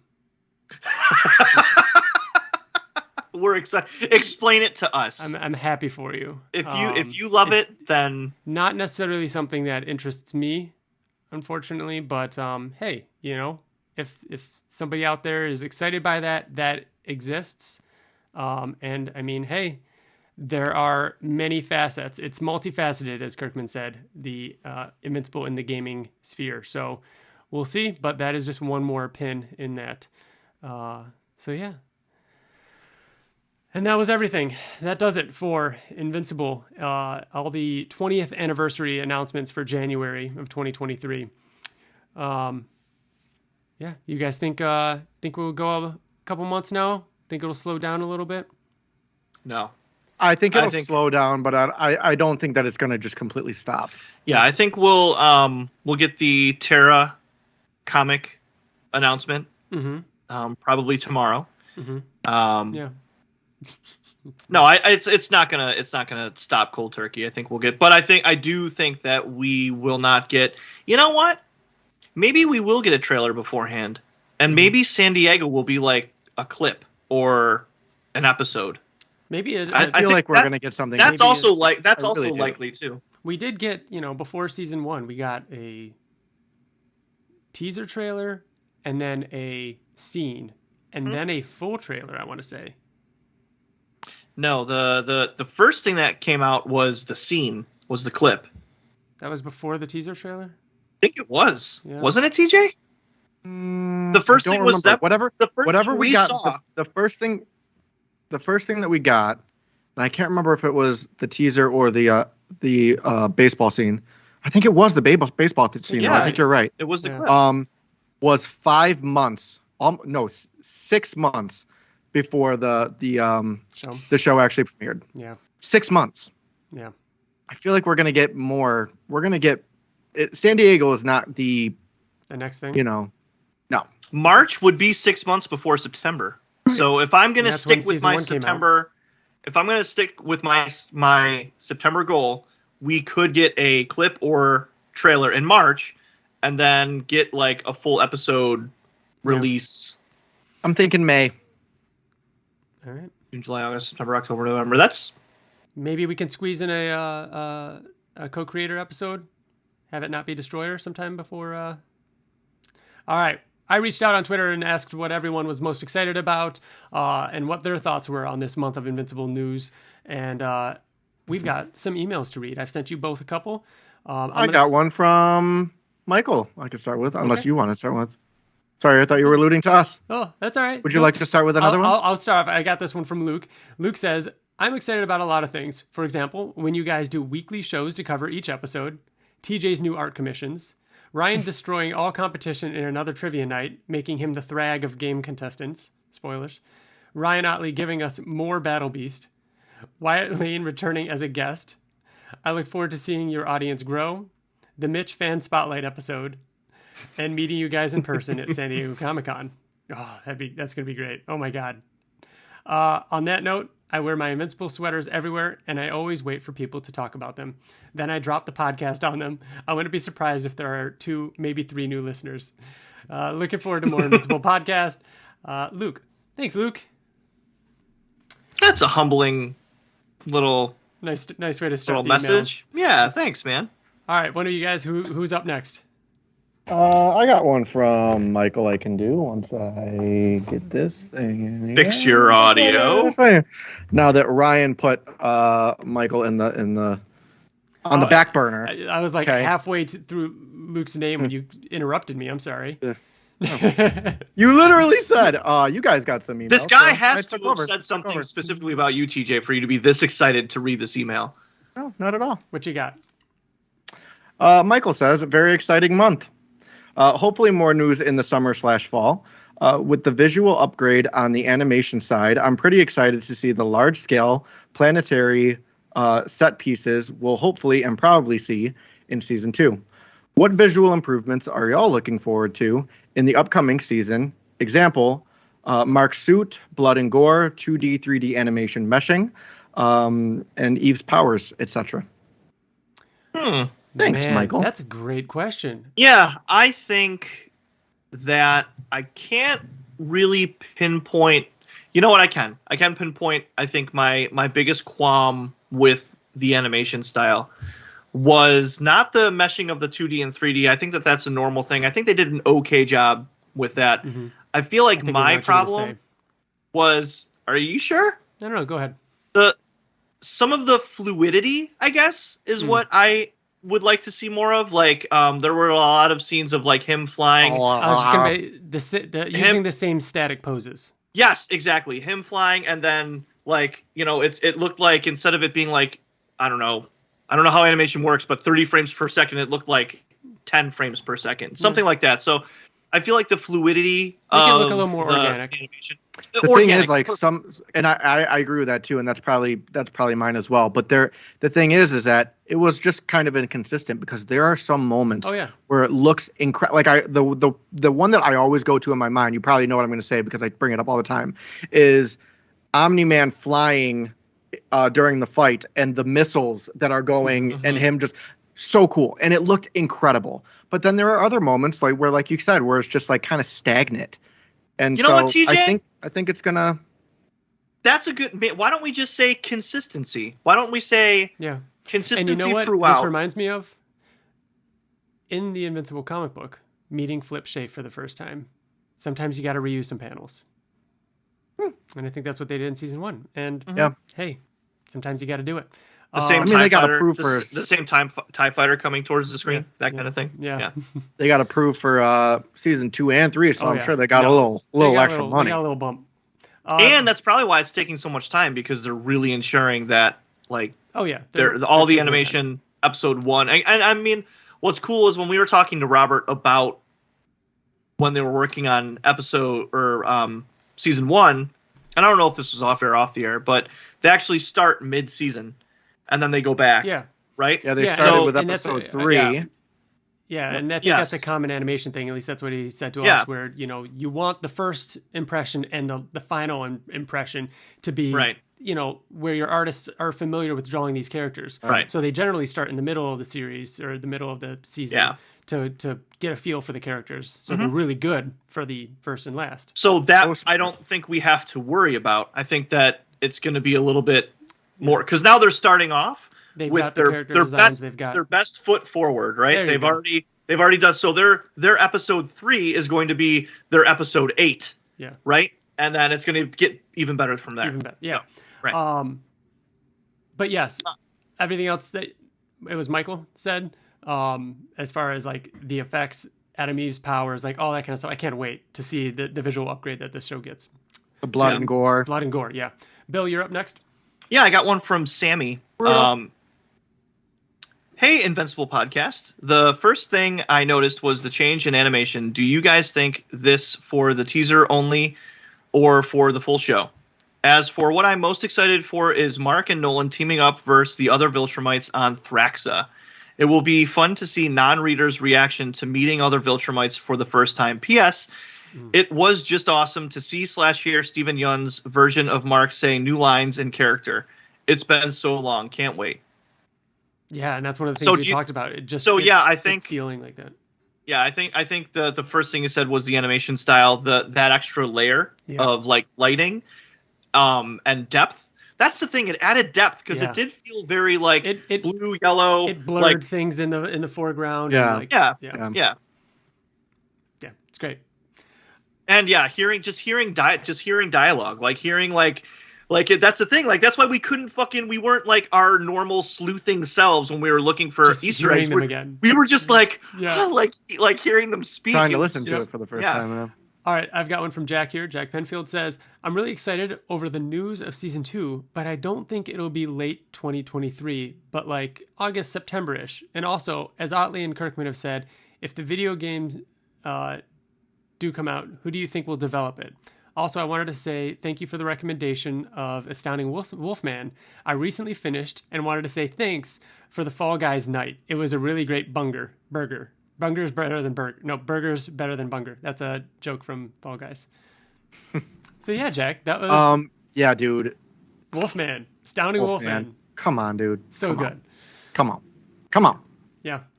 So good. Who do you think will develop it? No idea. Bethesda. No. No. EA.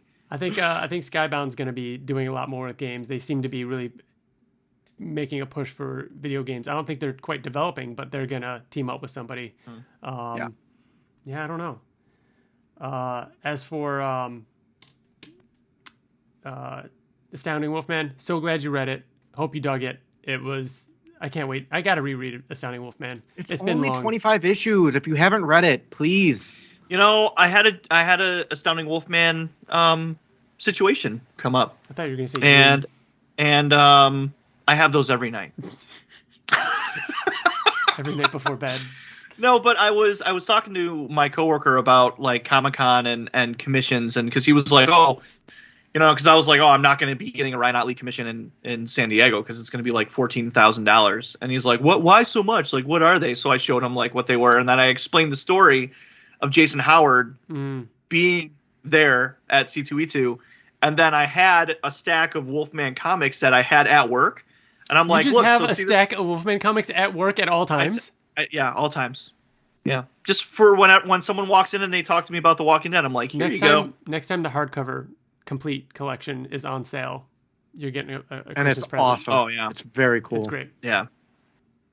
So you just handed them out. You just handed them out. So I just handed them out. Yeah, I just handed it out to him, and it's I love it. Like I love it as I would say the Wolfman, like is as important to me as Invincible is. Yeah. It's great. I'm glad he read it. TJ, you've got another email. I do? You do. Bill, you've got another as well. Too. Whoever wants to start first. So I have one that's also from Jack Penfield. Then I accidentally sent it to you twice. I was going to say, I have nothing. TJ also has one from Jack Penfield. I don't have anything. I definitely sent two to TJ. I'll read TJ's second one. I sent it in text message. You got it, right? You didn't get it? Did you send it the same way you sent the first one? Yeah. Michael's? Through text. That's weird. I'm looking at them both in here. This one's from David. They say, in the short teaser we got, I was absolutely delighted to see not just two Angstrom Levies standing teased in the right, but young Adam Eve and the doctor who gave her powers on the left. Really hoping we get more Eve backstory and hoping this will kick this love triangle into high gear. Hell yeah, man. That's going to be great. Haven't thought much about what that means for the love triangle with Amber and everything. But yeah, hope we get some more of that. Oh, we definitely will.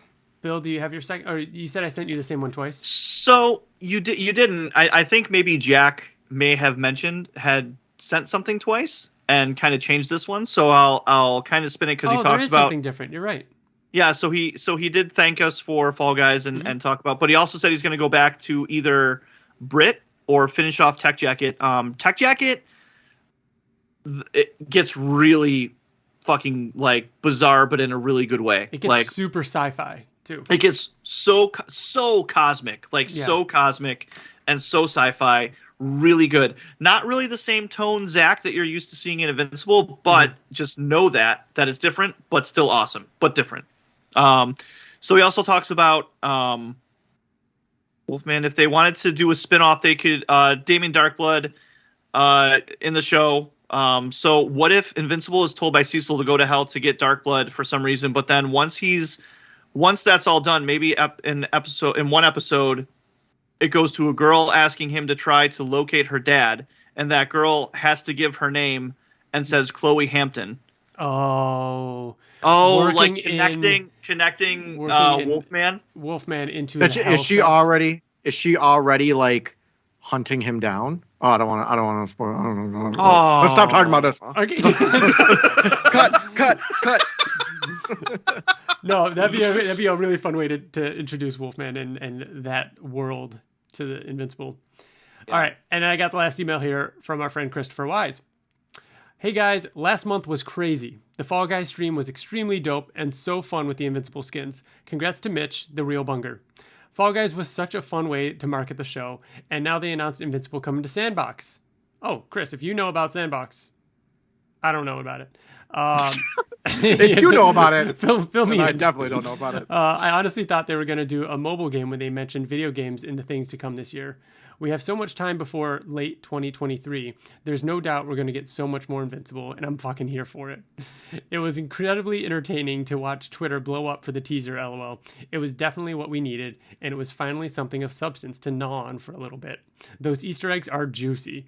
I think that script page with dialogue could definitely be the opening of the first episode. Maybe that's an alternate universe. Maybe they're starting like 16. Did he fight Immortal in 16? No, but they fight him. They show up in their bunker. Did they They didn't fight in the alternate universe, did they? Omni-Man the Guardians. Yeah. They could just be expanded on that. Yeah. He's also sitting in the diner, which is crazy. Bold move, Skybound. Applause. Also sitting in the diner. Oh yeah, like the teaser. Yeah. I thought the Comics Vault Live would give a little more info, but I was able to grab the Piccolo variant, so there will be no complaints from me. I loved the two art pieces he did after the show, and I'm so glad they let him do a cover. This year is going to be packed, and then we get season 2 on top of it. So dope. Stay awesome, guys. Love, Chris. Thanks, Chris. Thanks, Chris. Very excited for my Piccolo variants to get in here as well. Yeah, I haven't checked my tracking yet. Yeah. So yeah, that's a pretty full episode. Do you guys want to mention anything else that we've been into, watched, played, read? Oh gosh, It's been a while since we've done this, so if we do, we'll just do lightning round as much as we can. Lightning round. I started playing a Hi-Fi Rush on my Steam Deck. Oh my god, I want to play it so bad, man. With Wyatt Layne's suggestion, and it is so fucking fun. And then I literally just started playing the Dead Space remake, and it's phenomenal. Awesome. Are you playing that on PlayStation or on your Steam Deck? So I was gonna get it on my Steam Deck because I've played it on my TV before, but at the time it wasn't verified for Steam Deck, and I wanted to really enjoy the graphical enhancements and stuff, so I'm playing it on my PS5. Nice. And I'm glad I did. If you had done it on your Steam Deck, you would have got Dead Space 2 for free.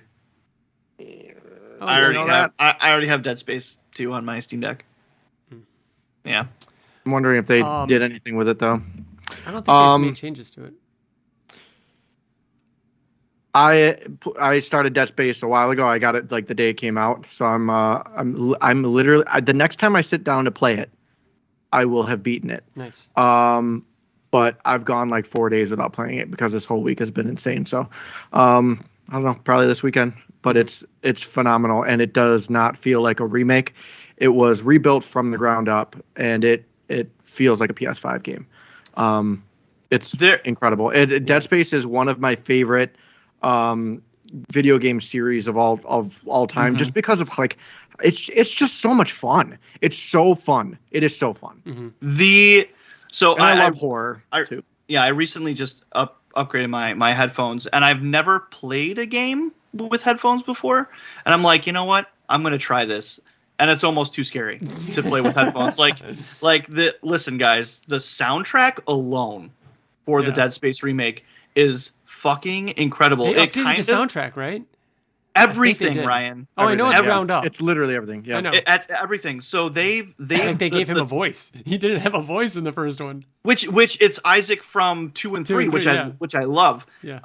But yeah, I know we wanted to be quickfire, but the soundtrack kind of reminds me of how good Alien Isolation's soundtrack was, which I know you guys I don't think played, but it's very much it's very immersive. It feels like you're in the world of Alien, and it's so good. It's so. There are moments in the music where it'll be just as one of many examples is you can hear pounding, and you're like, is that in the game or is that is something coming after me? Yeah. And it's cool. Fucking terrifying. You hear things in other parts of the ship happening, and you stop moving because you're like, yes.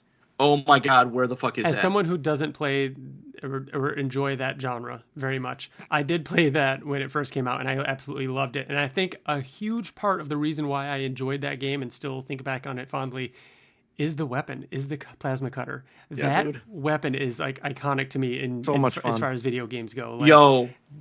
Being able to rotate it and cut off limbs that way, it's brilliant. I love it. It feels more gratifying because when you hit something, its skin goes off, and then you're like, okay, I have bone left, and that's the last shot that you have to hit. So it's another level of it's not the first one does nothing until it's gone.